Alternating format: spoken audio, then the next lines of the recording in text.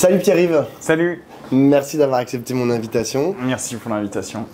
Pierre-Yves, tu es député du Finistère, tu es député LFI Nouveau Front Populaire, j'allais dire NUPES, mais non, ce n'est plus NUPES, c'est Nouveau Front Populaire. C'est la suite. C'est la suite, exactement. L'amélioration, tu sais, c'est la version 2, c'est l'évolution comme les Pokémon. L'évolution, oui. Si je t'ai invité, c'est parce que hier, il y a eu le discours de politique générale du Premier ministre Michel Barnier. Tu étais bien évidemment présent dans l'hémicycle pour l'écouter. Je voudrais qu'on revienne dessus parce qu'il a fait... D'abord, quel est ton sentiment général par rapport à ce qu'il a raconté, le ton avec lequel il l'a raconté, l'histoire qu'il a essayé de vous raconter à vous, les parlementaires, parce que c'est quand même... il est toujours sous la coupe et du Rassemblement national et d'une motion de censure, donc c'est un peu compliqué pour lui. Toi, comment t'as ressenti ce moment?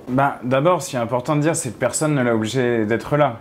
Et quand tu dis à juste titre qu'effectivement ce gouvernement dépend intégralement du Rassemblement national, et d'ailleurs Marine Le Pen agit un peu comme une marionnettiste, c'est-à-dire qu'on a vu avec l'affaire vraiment honteuse où le ministre de l'économie s'est permis de rappeler que le Rassemblement national n'appartient pas à ceux qui défendent les pratiques et les principes républicains. Eh bien, Barnier, tout de suite, a condamné après un appel avec Marine Le Pen et l'a recadré. C'est d'autant plus choquant quand on a Armand et arrière-petit-fils de résistants et que Marine Le Pen, son camp politique, ce sont les héritiers de Vichy. Et donc, il y a vraiment ce contexte-là qui est très particulier et je dirais même dangereux pour notre démocratie, car le scrutin du 7 juillet n'a pas été respecté.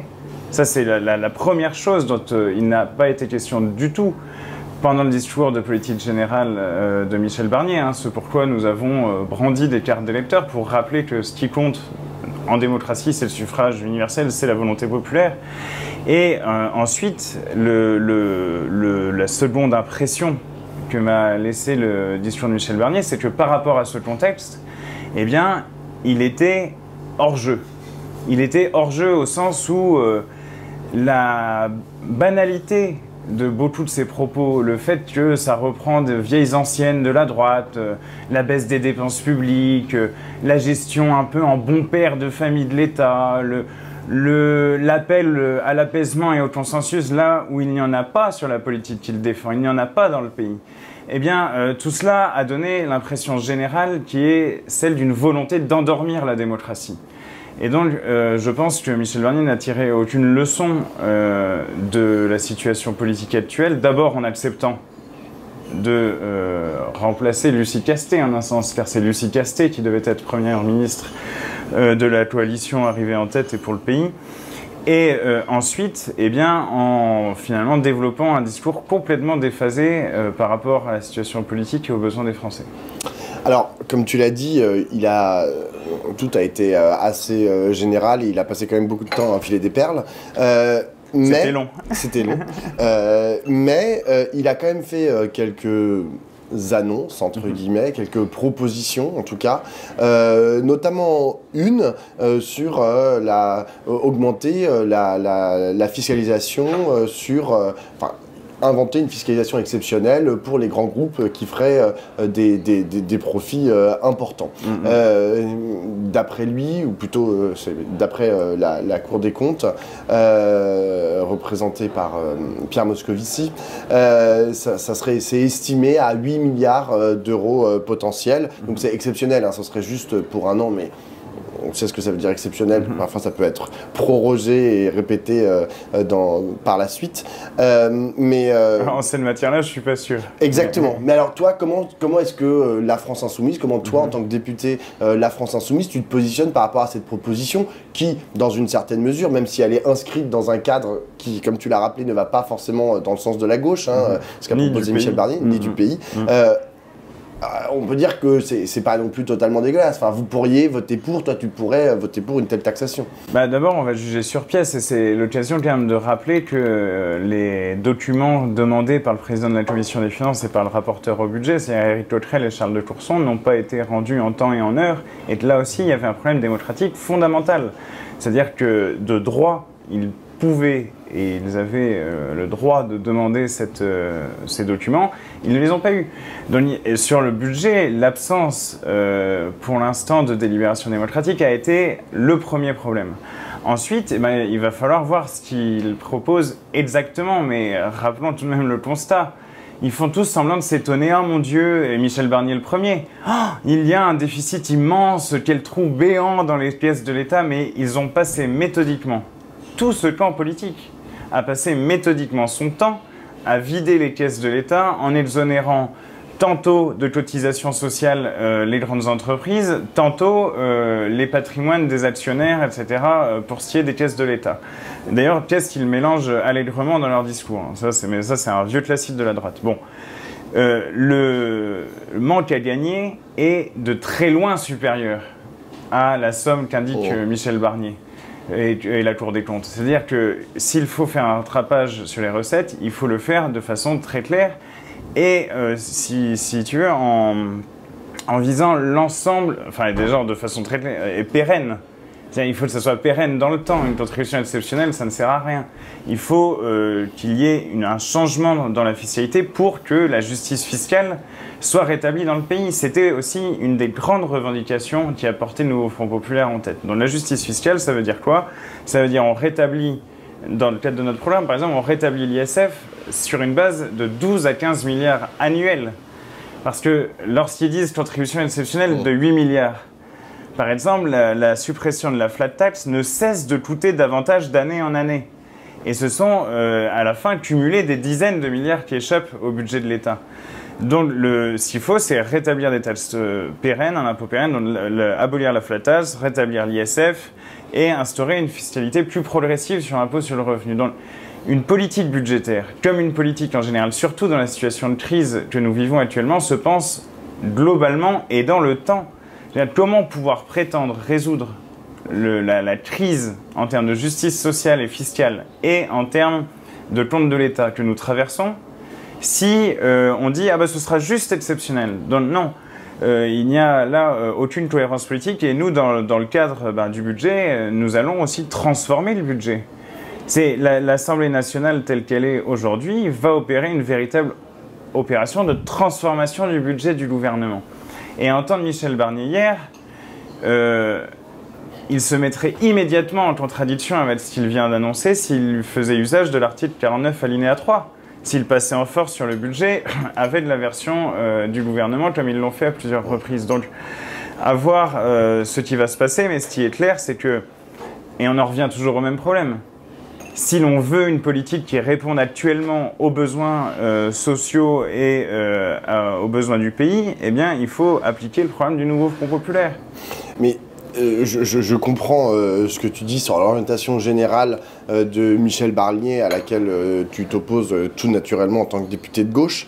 Mais est-ce que, admettons que dans sa rédaction, ça soit pas dégueulasse. Et je comprends que tu dises que sa taxation exceptionnelle sur les grandes entreprises ne fasse récupérer que des miettes à l'État et que c'est pas suffisant et que c'est exceptionnel, etc. Est-ce que tu penses quand même que tu pourrais la voter? Parce que je dis ça parce que c'est une question stratégique aussi. C'est-à-dire que, est-ce que tu penses que les électeurs et les électrices, les Français et les Françaises globalement, tu vois, comprendraient que la gauche, un député de gauche, en l'espèce, ne vote pas une telle proposition, même si, encore une fois, elle est très loin d'être suffisante. Oui, tout à fait. Ce que je pense, c'est qu'en fait, il faut changer de perspective sur le sujet. C'est est-ce qu'il y aura des majorités dans l'Assemblée pour le rétablissement de l'ISF, pour l'instauration d'un impôt progressif sur le revenu, et d'une certaine façon, la question que tu me poses, eh bien, il va falloir aller la poser à l'ensemble des députés de droite, macronistes, etc., en disant, est-ce que vous êtes prêts vraiment à une politique de justice fiscale et de justice sociale? Donc le temps du débat parlementaire va se déployer maintenant, et ce qui est clair, c'est que c'est à eux de répondre de leur accord ou non avec le programme arrivé en tête, celui du nouveau Front populaire. Et donc de cela, nous ne varierons pas, parce que de toute façon, l'objectif principal dans lequel on s'inscrit aujourd'hui, c'est de censurer le gouvernement, de le censurer pour de multiples raisons, bien entendu. Mais tel qu'il se présente aujourd'hui, avec la personnalité absolument caricaturale et abjecte qui est Bruno Retailleau, qui est en réalité un ministre d'extrême droite dans ce gouvernement. Je veux dire, lorsqu'on parle de français de papier, lorsqu'on parle de régression aux origines ethniques d'une partie de la population, lorsqu'on parle des belles heures de la colonisation, je suis désolé, on s'inscrit comme un responsable politique d'extrême droite. Bon, il faut le censurer pour ces raisons-là, et il faut le censurer également parce qu'il ne répond pas au suffrage exprimé le 7 juillet dernier, et parce qu'il est, on l'a dit, sous contrôle du Rassemblement national. En réalité, le mot d'ordre, c'est « censurons les pantins du Rassemblement national », car ils ne tiennent qu'à un fil, celui tendu par Marine Le Pen. Dans le même ordre d'idées, on sait que dans la première niche parlementaire qui est octroyée donc au Rassemblement national, parce que c'est eux qui ont le plus gros groupe à l'Assemblée nationale, et ça va arriver assez rapidement, hein, à la fin du mois d'octobre, le Rassemblement national va proposer une proposition de loi pour abroger la réforme des retraites. Alors on ne sait pas encore exactement ce qu'ils vont écrire dans cette loi. Toi, quelle est ta position par rapport un vote contre, pour, abstention? On sait que il y a beaucoup de débats à gauche sur le positionnement, parce que je rappelle que ça créerait un précédent. Pour l'instant, les députés de la NUPES, notamment entre 2022 et 2024, n'avaient jamais voté une proposition de loi ou une motion de censure qui émanait de l'extrême droite. Toi, comment tu te positionnes par rapport à ça? Bon, déjà, je pense que la première chose, parce que le récit médiatique à ce sujet, c'est le piège du Rassemblement national, etc. Il ne faut pas qu'on positionne bien la perspective et le rapport à ce sujet comme étant un piège. C'est un piège en carton. Parce qu'en réalité, là, la situation politique dans laquelle nous nous trouvons, elle n'est pas entièrement pilotée par la niche du Rassemblement national. Je veux dire, là, sur cette niche, la décision viendra en temps voulu. Mais aujourd'hui, quelle est la question? Et aujourd'hui, tout particulièrement, a été discutée à l'Assemblée nationale une motion de destitution d'Emmanuel Macron. Parce que, et ça c'est un fait, je veux dire, inédit. Et j'ai écouté les débats ce matin en commission des lois, je veux dire, y compris d'ailleurs certains qui n'allaient pas voter la motion de destitution, imputaient quand même la responsabilité de la situation politique à Emmanuel Macron. Donc ce débat démocratique, il est sain. Et ensuite, en séance, parce que le texte va être discuté en séance, chacun prendra ses responsabilités devant ses électeurs. Ce qu'il faut bien comprendre, c'est que là, on est dans une situation où le président de la République est passé en force sur le résultat des élections législatives qu'il avait lui-même convoquées, premier élément. Et deuxième élément, ce passage en force, selon lui, ne devrait s'accompagner d'aucune mise en responsabilité. Mais s'il faut qu'ils comprennent, c'est que les parlementaires tirent leur légitimité de la même source que la sienne. C'est-à-dire que nous sommes des représentants du peuple et nous sommes issus de l'expression de la souveraineté populaire. Donc il faut, d'une certaine manière, faire passer ce message-là de façon très claire. Donc la destitution, c'est le processus par lequel on montre à l'ensemble du pays la responsabilité centrale d'Emmanuel Macron dans l'irrespect de nos institutions démocratiques et la pente autoritaire qui est prise. Donc ça, premier point. Et deuxième élément, la censure. Parce que si le Rassemblement national ne censure pas le gouvernement Barnier, qu'ils aillent ensuite nous parler de leur texte, etc., mais ça veut dire qu'ils prennent la responsabilité pleine et entière d'être la béquille d'Emmanuel Macron. Et là encore, qu'ils expliquent cela à leurs électeurs et leurs électrices et à l'ensemble des Français. C'est-à-dire que le Rassemblement national n'aurait ni voté la motion de destitution, ni la censure. C'est-à-dire qu'il servirait, et d'ailleurs ça nous en sommes convaincus depuis bien longtemps, de point d'appui, de dernier point de retranchement aux puissances de l'argent. Parce que fondamentalement, c'est là qu'est la question. Pourquoi tant de déchaînement contre le nouveau Front populaire, alors que Emmanuel Macron imagine nous n'irions pas ensemble à l'élection sur un tel programme? Eh bien, parce que le cœur du sujet, c'est le partage des richesses. Oui, et du coup, nous devons continuer à lier précisément le combat antiraciste et le combat pour le partage des richesses, parce que les deux vont ensemble. Et les deux sont de nature à faire reculer et le macronisme, la droite, quoi, et l'extrême droite. Oh. Et donc là, vraiment...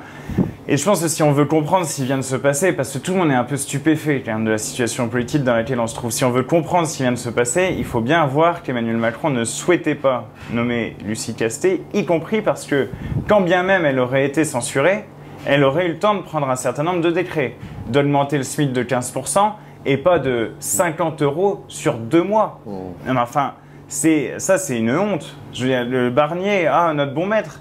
il donne 50 € qui seront un bonus uniquement sur 2 mois, parce que de toute façon, ça serait arrivé en janvier. Donc, franchement, là, c'est honteux. Du foutage de gueule. Ah oui, c'est honteux. Mais juste... Voilà. Et je termine juste sur le nombre de décrets qui auraient été pris et sur lequel il aurait été très difficile de revenir. Parce qu'après, il faut aller expliquer aux gens qu'on va baisser de 15% le SMIC. Je comprends en fait ta façon de dire, voilà, nous on a envie d'impulser un autre récit de ce qui va se passer, de ce nouveau mandat parlementaire, etc. Enfin, le seul problème, c'est que vous n'êtes pas les seuls maîtres du récit médiatique, tu vois, ça. comme tu as pu le constater. Et donc, du coup, ta façon de contourner la question et de dire, bah non, mais je veux même pas en parler parce que je veux pas tomber dans le piège. Le seul problème, c'est qu'il y a quand même beaucoup de Français et de Françaises, tu vois, qui vont dire, attends, là, genre... Ils vont, admettons que vous ne votiez pas la proposition de loi du Rassemblement national d'abroger les retraites, ils vont quand même se poser la question et ils vont se dire merde, qu'est-ce qu'ils sont en train de faire? On a été des millions dans la rue il y a 2 ans à se mobiliser contre la réforme des retraites. On nous a expliqué que c'était le combat le plus important de tout.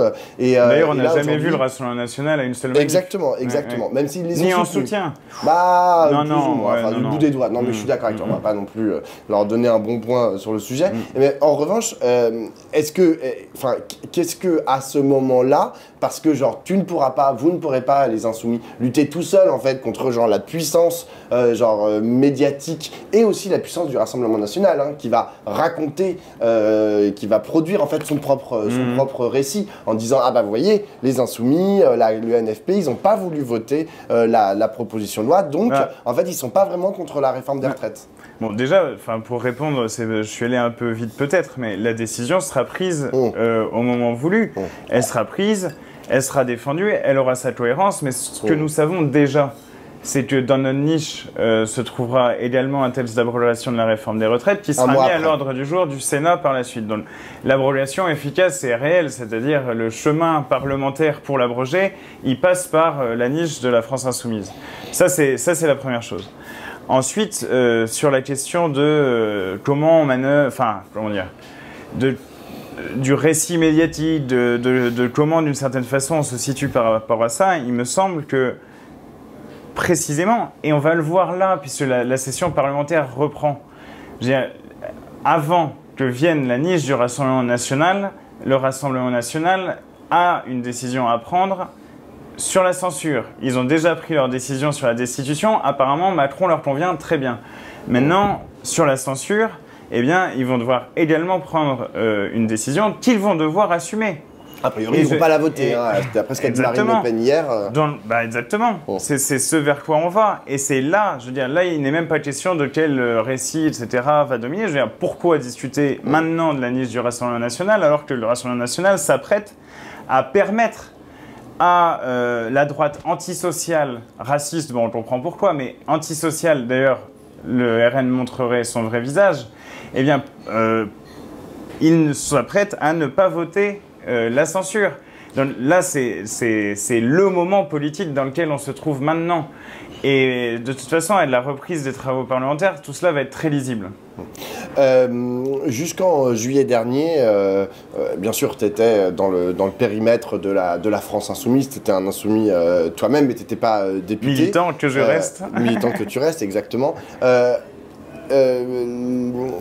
Quel regard tu portes sur ce qui s'est passé notamment au sein de la France insoumise et au sein de la France, sur la France insoumise dans l'Assemblée nationale entre 2022 et 2024 Quel bilan en fait tu tires de ce qui s'est passé et dans quelle mesure en fait tu vas t'appuyer sur les conclusions de ce bilan que tu fais pour toi-même porter une autre version ou la même version, exactement les mêmes combats et la même façon de combattre que les Insoumis version NUPES. Ouais.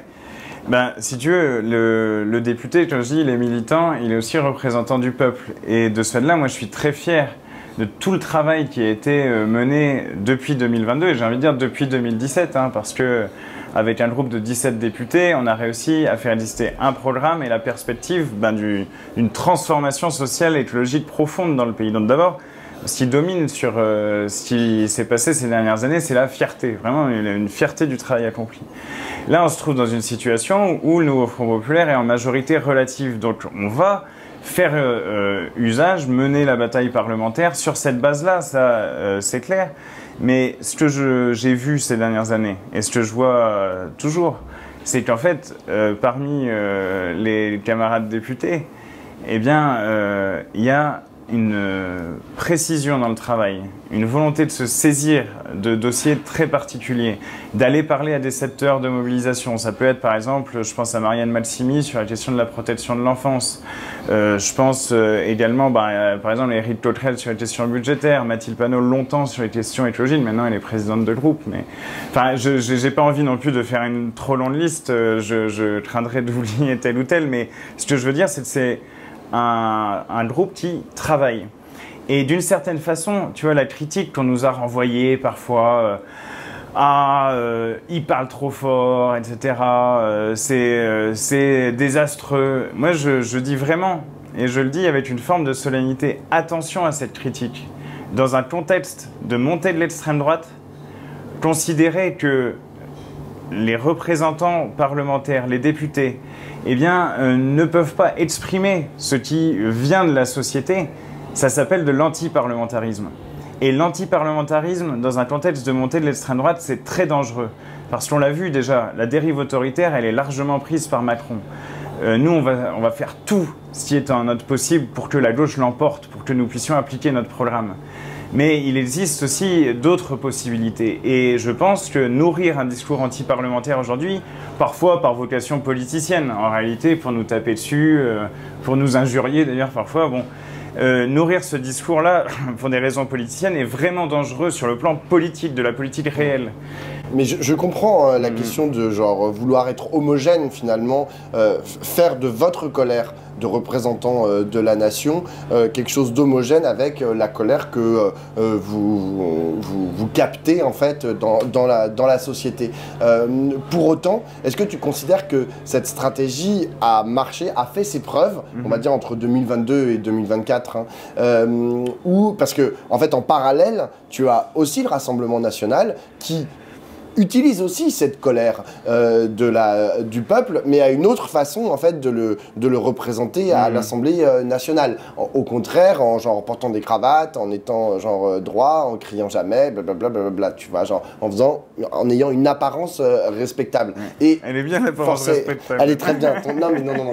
Je dis pas d'ailleurs que vous faites que. Non. D'ailleurs moi je trouve ça intéressant en fait comme débat puisque en vérité le Rassemblement national, on le voit et ça s'est encore vu ces 2 dernières années, tu vois, et dans une dynamique ascendante. Je veux dire, ils font que gagner à chaque élection après élection, ils gagnent de nouveaux électeurs. Ce qui, entre parenthèses, a aussi été un peu le cas des Insoumis. Oui, mais, tout à fait, ouais. Et c'est important de le rappeler. Mais quand on voit que eux en face, ils captent la colère en étant genre le doigt sur la baguette du pantalon, bah est-ce que tu te dis pas, bon bah peut-être que genre c'est pas mal aussi comme façon de faire, peut-être qu'on devrait arrêter de claquer les trucs, parce que juste, et j'en termine là-dessus, il y a beaucoup de gens qui se sont dit, ah, est-ce que dans ce nouveau mandat, cette nouvelle session parlementaire, est-ce que les députés insoumis vont avoir exactement la même attitude dans l'hémicycle qu'ils ne l'avaient entre 2022 et 2024 ? Force est de constater hier pendant le discours de politique générale que oui. Tu vois, genre vous avez, pendant tout le discours, moi je l'ai regardé à la télévision sur LCP,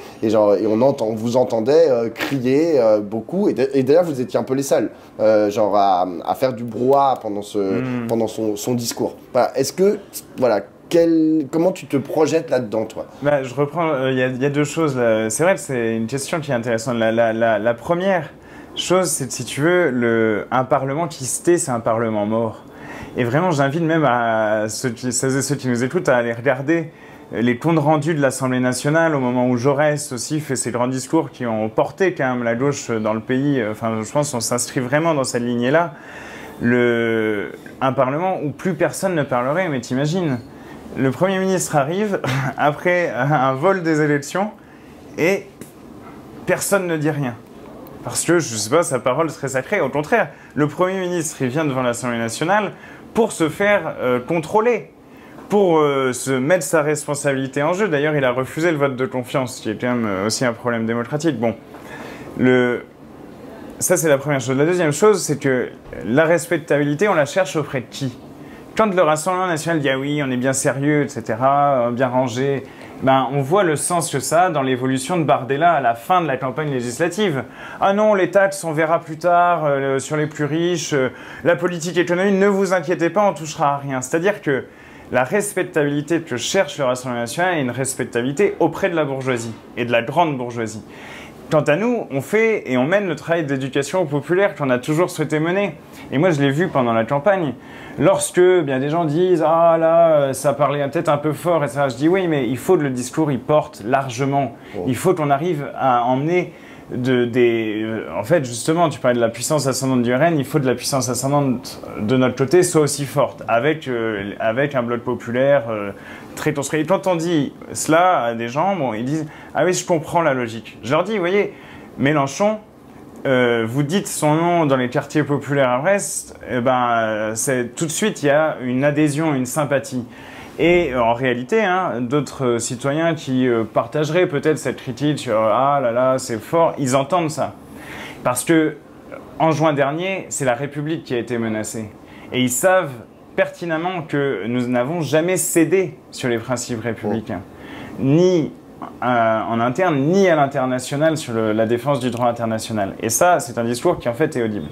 Et dernier élément, en fait, on a de leçons à recevoir de personne. Dans cet établissement un peu médiatique, etc. Quand on voit Gérard Larcher qui dit à Mélenchon « ferme ta gueule », mais est-ce que tout le monde est venu lui sauter dessus alors que c'est le président du Sénat? Personne n'est allé dire « Ah, quelle honte, mais comment peut-il s'exprimer ainsi ?» Pour le coup, j'étais sur les plateaux de BFM, il y a quand même beaucoup de gens qui l'ont dit, tu vois. Oui. Bref, peu importe. Non, mais je veux dire, ce que je veux dire, c'est que ça n'a pas produit le même bruit autour de cela. Et par ailleurs, bon, je parlais de Retailleau. Alors lui, il peut dire français de papier, régression aux origines ethniques, mais quand c'est dit tranquillement, ah bah là ça passe. On peut dire les pires ordures racistes, les pires vraiment crasses racistes, et puis ça passerait comme une lettre à la poste. Nous, on n'est pas d'accord avec ça. Mais tu pourrais renverser le truc et dire, bah on pourrait dire genre avoir les propositions les plus marxistes ou les plus progressistes, mais le dire de façon respectable, et puis ça passerait peut-être comme une lettre à la poste, tu vois. Bah non, parce que ce que je veux te dire, c'est que ce ton un peu susurrant là, de la bourgeoisie qui frissonne un peu à se dire oh là là, on va retomber dans le racisme qu'on a connu, et en fait il y en a, ça leur fait plaisir, hein. Mais c'est un ton de classe. C'est vraiment ça, je pense que c'est important. La gauche, quelle qu'ait été sa manière de parler lorsqu'elle porte l'égalité républicaine dans sa réalisation complète, lorsqu'elle la porte comme ça à l'Assemblée nationale, elle s'est toujours fait traîner dans la boue.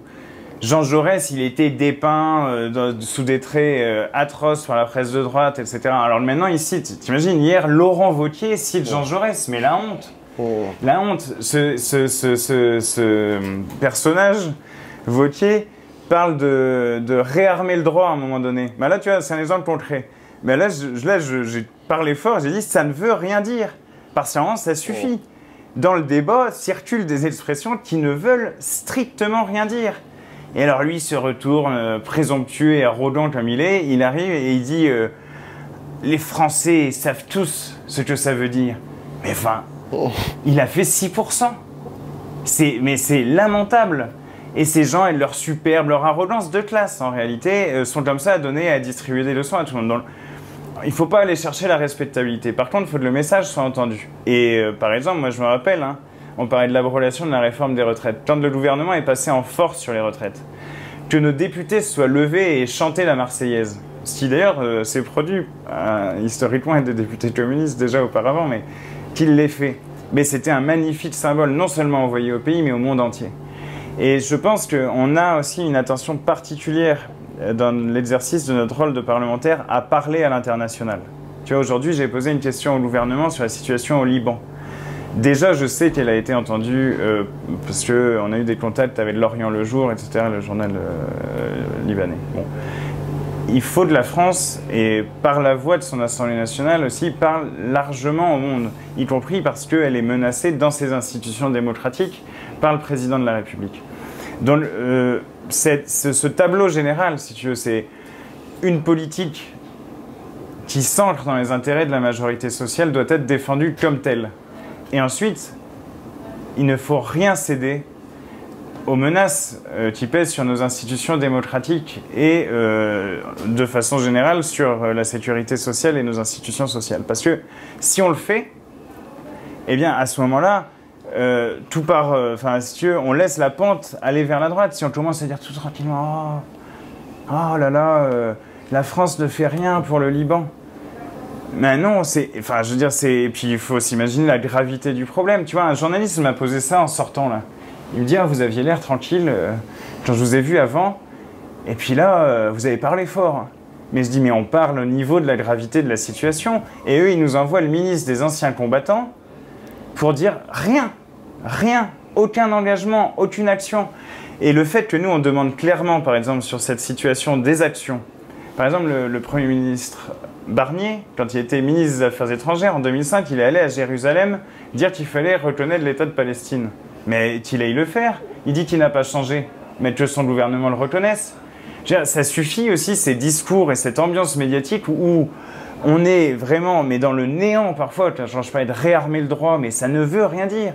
Et ça pullule des expressions comme ça qui n'ont aucun sens, alors que le débat démocratique, ça déjà, c'est chez Aristote. Un débat démocratique, ça se fait à un moment donné à partir d'un accord sur les mots. Et les mots, ils ont tout de même un sens.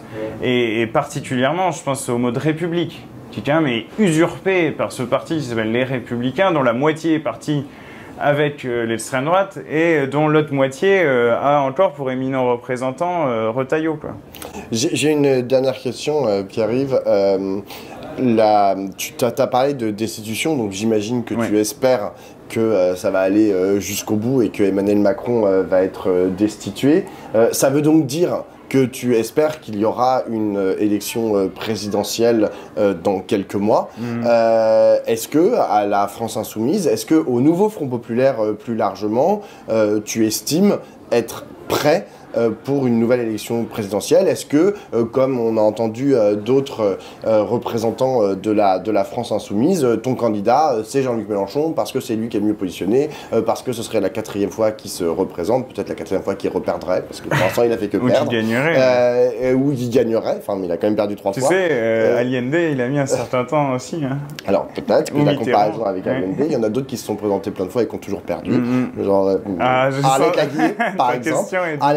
Non, pas du tout, mais genre, est-ce que ton candidat, c'est Jean-Luc Mélenchon et tu te dis, bah nous on est prêts, on renvoie Jean-Luc Mélenchon une 4e fois il a le chemin tout tracé pour être candidat à nouveau pour nous à l'élection présidentielle. Bon, d'abord, dans la destitution, ça j'ai pu développer, elle est à la hauteur de la crise démocratique posée par Emmanuel Macron. Ensuite, effectivement, s'il y a destitution, ce que j'espère, il y aura élection présidentielle. Et le délai de convocation rapide des élections présidentielles à ce moment-là appelle bien à ce que nous nous unissions autour d'un programme clair de transformation sociale.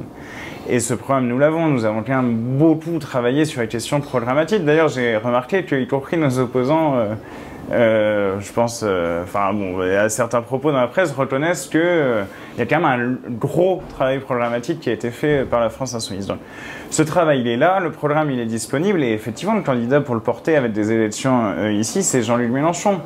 Je veux dire, il faut bien voir, d'abord, qu'il y a quand même quelque chose qui est problématique lorsque on écarte, parce que j'ai entendu dire ça, que Olivier Faure disait plus ou moins, non, Jean-Luc Mélenchon, non, mais pourquoi ?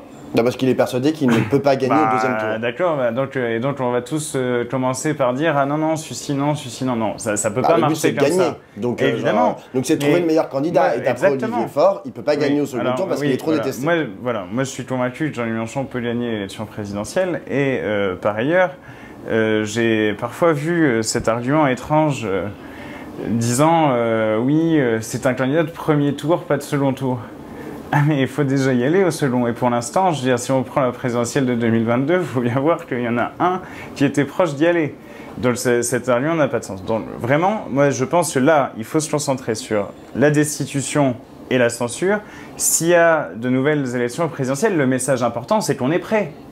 Tu vois, c'est très important de le dire. Oui, mais dans le cadre, parce que là, le problème aussi, c'est le cadre. C'est-à-dire que, comme tu l'as dit, Olivier Faure, donc premier secrétaire du Parti Socialiste, il n'est pas tout à fait raccord avec ce que vous racontez, vous, chez les Insoumis. Or, il y a encore ce cadre de nouveau Front Populaire. Est-ce que tu penses qu'il va pouvoir tenir... Oui, il y a un programme législatif, commun, mais pas présidentiel.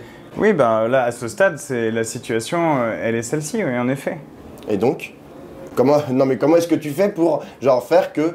Est-ce que tu penses qu'il pourrait y avoir une candidature nouveau Front Populaire à l'élection présidentielle? Ou est-ce que, au fond, c'est pas très grave de faire comme il s'est passé en 2012, en 2017 et en 2022, c'est-à-dire, en gros, chacun part en ordre dispersé. Mais ça, on verra bien selon comment se pose la situation au moment où elle se posera. Comme tu l'as dit, genre, si la discussion ça va jusqu'au bout, c'est dans pas longtemps. Donc on n'a pas le temps de voir bien. Enfin, genre... Ben, moi, je pense que la candidature de Rassemblement sur un programme de rupture, là, c'est Jean-Luc Mélenchon. Et tu vas essayer d'aller persuader tes camarades du Parti Socialiste, du Parti Communiste, bah, et de après, que chacun ait ses débats, et on le voit d'ailleurs dans le cadre du nouveau Front Populaire, il peut y avoir des divergences à un moment tactiques sur tel ou tel moment. Bon, bah, ça fait partie de la vie d'une coalition. Donc ça, je veux dire, il n'y a pas ni de surprise, ni c'est particulièrement inquiétant. Oui, mais on pourrait dire que genre, ça n'obère pas la possibilité de gouverner ensemble, oui, mais de toute façon. Oui, mais tu vois, genre, c'est comme Lucie Castet. À la fin, genre, bah, en gros, les 4 partis du nouveau Front Populaire ont réussi à se mettre d'accord sur Lucie Castet, qui était une personnalité qui est arrivée genre, à mettre tout le monde d'accord. Pourquoi est-ce qu'on ne pourrait pas se dire, bon, bah, on va en trouver une autre, ou peut-être la même, hein, peut-être que Lucie Castet, ça fait la rue Michel, y compris pour la présidentielle, une autre personnalité qui mette tout le monde d'accord, puisque la personnalité de Jean-Luc Mélenchon ne met pas tout le monde d'accord. Oui, mais ça, c'est facile aussi de commencer par ce yeux, on peut pas commencer par dire, ah non, un tel, c'est pas possible. Ça, vraiment, on ne peut pas démarrer. C'est ce qui s'est passé pendant 3 semaines au moment de choisir Lucie Castet. Mais d'ailleurs, je pense que tout le monde a compris, d'une certaine façon, la volonté ferme de la France insoumise de contribuer à ce que la gauche gouverne, à chaque étape. À la fois dans les négociations où 100 circonscriptions ont été finalement concédées dans l'accord, à la fois ensuite sur la question de la primature, et même à un moment donné en évoquant la possibilité qu'il n'y ait pas de ministre insoumis au gouvernement. Donc, franchement, à tous les moments, on a créé les conditions pour qu'il y ait un gouvernement du nouveau Front Populaire. Donc c'est certainement pas à nous qu'il va falloir adresser des reproches sur la question unitaire. Maintenant, la présidentielle, c'est un sujet. L'autre sujet, c'est le passage à la 6ème République. Et d'une certaine façon, la destitution, elle pointe la responsabilité politique personnelle d'Emmanuel Macron, les pouvoirs démesurés que lui confère non seulement la Constitution, mais également l'imaginaire autour de la Constitution. Parce que le président, bien là, a abusé de ses pouvoirs, assez clairement, et l'abus de ses pouvoirs bien, est permis par une sorte de permissivité générale autour de lui. Donc, il faut tourner la page de la 5e République. Et quels que soient les chemins pour ça, la gauche, j'espère qu'elle en fera, en toute hypothèse, une revendication commune. Et avec les Insoumis, ça fait de longue date qu'on mène ce combat, qu'on mène le combat pour la convocation d'une constituante, et donc on va continuer à le mener. Eh ben, très bien. Vite, la 6ème République, je pense que c'est une bonne conclusion à ton entretien. Merci beaucoup, Pierre-Yves. Merci, Pablo.